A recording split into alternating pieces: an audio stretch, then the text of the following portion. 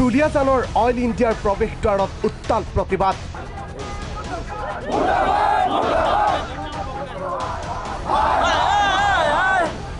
প্ৰতিবাদত সৰব শ্ৰমিক সংগঠন।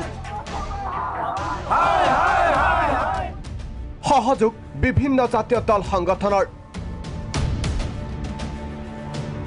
তৈলখাত ব্যক্তিগতকৰণৰ বিৰুদ্ধে এই প্ৰতিবাদ। যে আমি কেতিয়াও অইল ইণ্ডিয়া কোনো এটা খণ্ডই ব্যক্তিগত খণ্ড হ'বলৈ যাবলৈ দিব নোৱাৰোঁ, কাৰণ অইল ইণ্ডিয়াই আজি লছ কৰা নাই। অইল শ্ৰমিকৰ যিখিনি কষ্ট, সেই কষ্টৰ বিনিময়ত আজি নৱৰত্ন ষ্টেটাছ পাবলৈও সক্ষম হৈছে। 2010 চনত নৱৰত্ন ষ্টেটাছো পাইছে।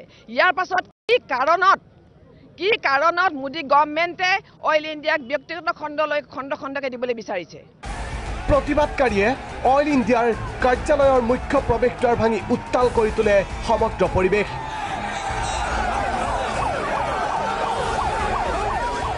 প্ৰতিবাদকাৰীক বাধা দিবলৈ শ নিৰাপত্তাৰক্ষী মোতায়েন।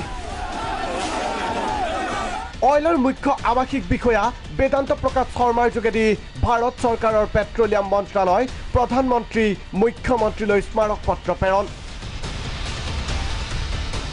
প্ৰতিবাদত সেৱা মানি 3 জানুৱাৰীত ইউনিয়নৰ লগত আলোচনাত বহাৰ আশ্বাস অইল কৰ্তৃপক্ষৰ।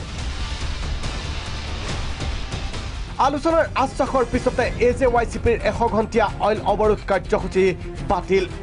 আমাৰ 3 তাৰিখলৈকে সময় লৈছে। 3 তাৰিখৰ পিছত যদি আমি বিচৰা ধৰণে আমি যদি আশ্বাস পাওঁ আমি নহওঁ, তেতিয়াহ'লে আমি আকৌ পুনৰ এই বন্ধ কৰিম। আলোচনা বিফল হ'লে জংকী আন্দোলনৰ হুংকাৰ। সমান্তৰালভাৱে অইলৰ বিৰুদ্ধে প্ৰতিবাদত বহিব কৃষক মুক্তি সংগ্ৰাম সমিতিও। তৈলক্ষেত্ৰ ব্যক্তিগতকৰণক লৈ চৰকাৰৰ বিৰুদ্ধে হুংকাৰ কৃষক নেতা অখিল গগৈ। 28 ডিচেম্বৰৰ পৰা মোদী চৰকাৰৰ অসম বিৰোধী স্থিতিৰ বিৰুদ্ধে সৰ্বাত্মক অৱৰোধ কৃষক মুক্তি সংগ্ৰাম সমিতিৰ। 2 জানুৱাৰীত অইল ইণ্ডিয়া দুলিয়াজানৰ প্ৰৱেশদ্বাৰত প্ৰতিবাদ। 5 জানুৱাৰীত মৰাণৰ অইলৰ কাৰ্যালয়ৰ সন্মুখত অৱস্থান। বিদেশী কোম্পানীৰ হাতত এনেকৈ বিজেপি আৰু RSSে আমাৰ হাৰুৱা তেল খান্দি থকা তৈলখাত দি দিবৰ কাৰণে যি ব্যৱস্থা লৈছে, এই সিদ্ধান্ত অনতিবিলম্বে বাতিল কৰিবৰ কাৰণে দাবী জনাইছোঁ।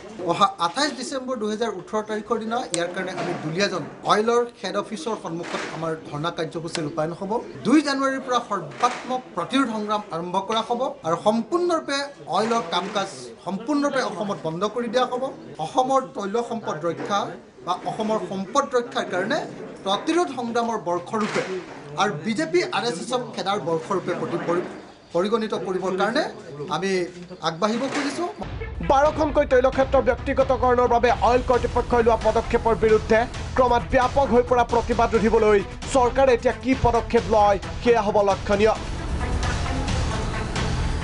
Bureau' report, Prag news.